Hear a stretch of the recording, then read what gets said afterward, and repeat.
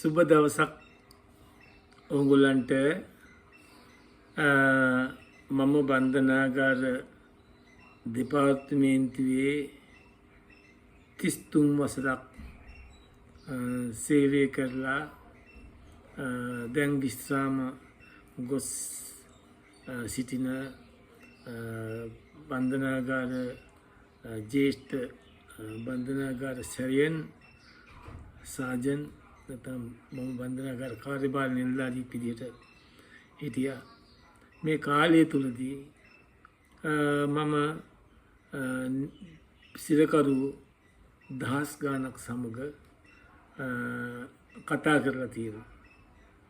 ඉතින් මම මගේ සේවා කාලයේ එක දවසකට එක සිරකරුවෙකුගේ ජීවිත කතාව මම අසුවන මම මේ වෙද්දී සිරකරු දහස් ගාණක් සමග ඔවුන්ගේ ජීවිත කතාවල් අහලා තියෙනවා. ඉතින් මේ සිරකරුවන්ගේ සහ සමහර සැකකරු ඔවුන්ගේ ඒ කතාවල් ආපුවම සමහරුන්ගේ කතා සමහරුන් තමන් ඒ වරද කරලා තියෙනවා.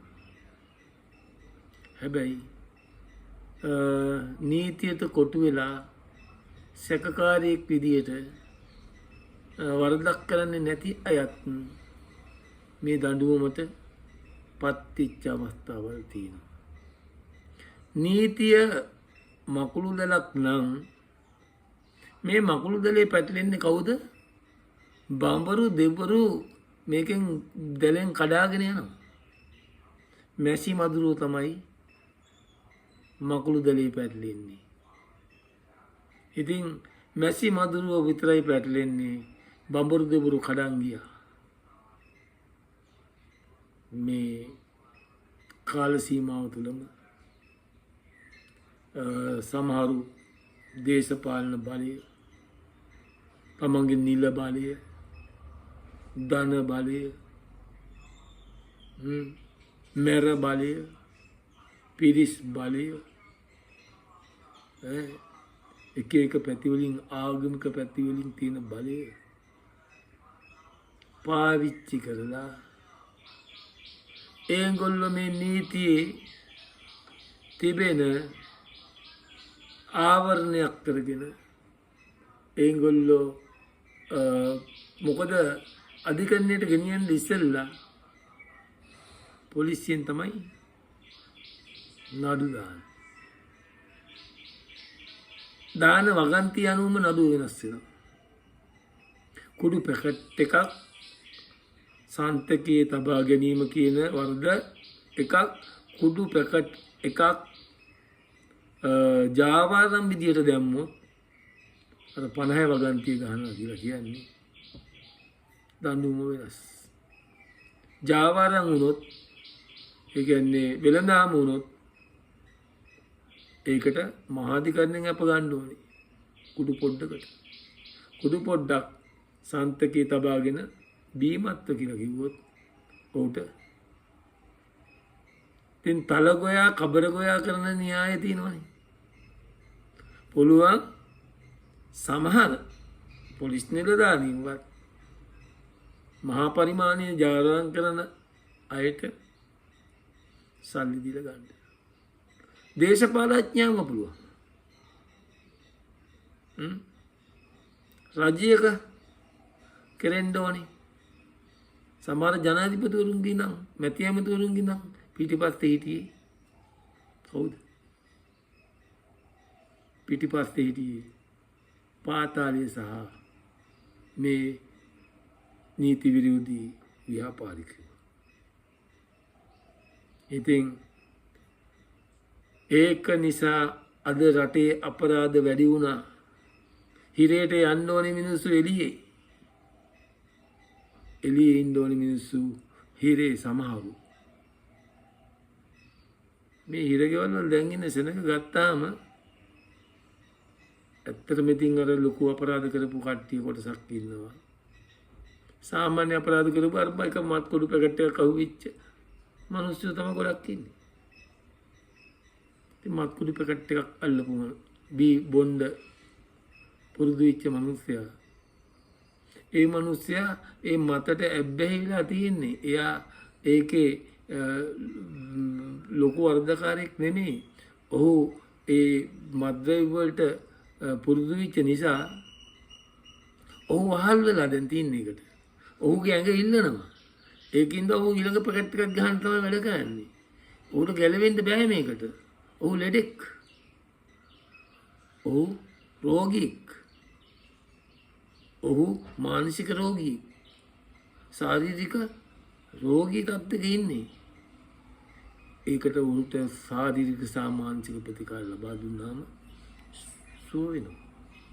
හුඟක් ඉන්නවා. බන්ධනාගාර වලට ඇවිල්ලා අර පුනරුත්ථාපන කඳවුරු තේනවා මේවට ගිහිල්ලා අර කන්දකාඩු වගේ පුනරුත්ථාපන ආයතන වලට ගිහිල්ලා මත් කුඩු නවත්තලා ඒගොල්ලෝ ඒ කාලය තුල වගා කටයුතු වගේ දේවල් වලට ඇඟ වෙහෙසෙන දේවල් කරලා ශරීර සෞඛ්‍ය ඇඟලු හදාගෙන රට ගිහිල්ලා වගේ හිරේ ඉඳන් එනවා තමයි. ඉතින් මේ බන්ධනාගාරවල ඉන්දෝනි පිරිස නෙමෙයි ඉන්නේ ගොඩක් වැඩක් නෑ. රජය විශාල මුදලක් වැය කරනවා. ඇත්තටම මේ රටේ සංවර්ධනයට උන් යොදව ගන්න පුළුවන්. අර චීනේ සිරකරුවෝ ලංකාවේ මේ අධිවේග මාර්ග හදද්දී අරන් ආවා. ලංකාවේ කෝටි ගණන් වියදම් කරලා නිකම් බන්ධනාගාරගත කරලා තියෙනවා. මහා දරුණු අපරාධකාරයෝ ඇරෙන්න දැනටත් සාමාන්‍ය සිරකරුවෝ රජයේ එක ආයතන වලට මේ වැට්ටේ යවනවා.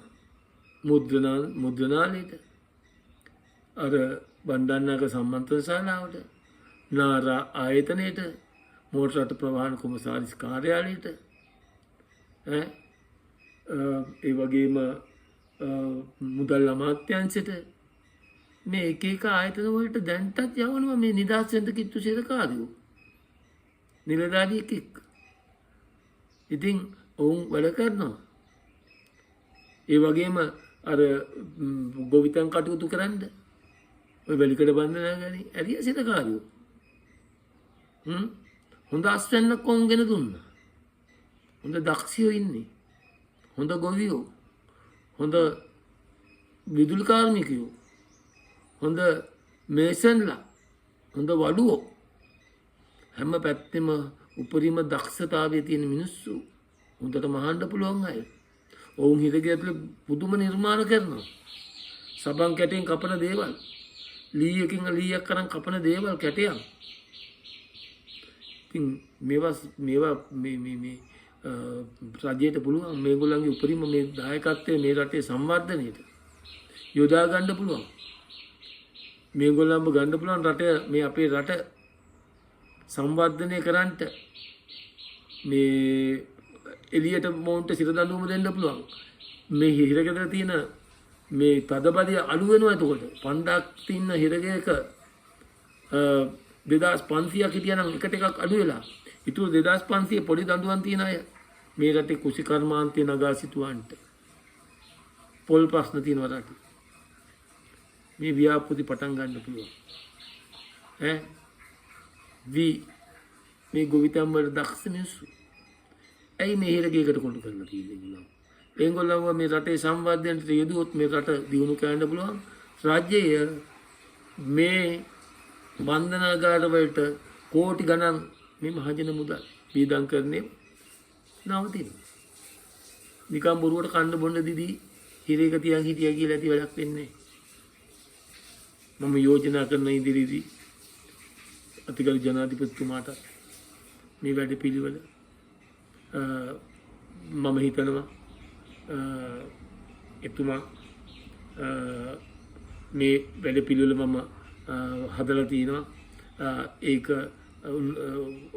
ජනාධිපතිතුමාට පිළිගත්තාම මේක ඉවත දාන්නේ නැතුව හොඳ සැලැස්මක් නිසා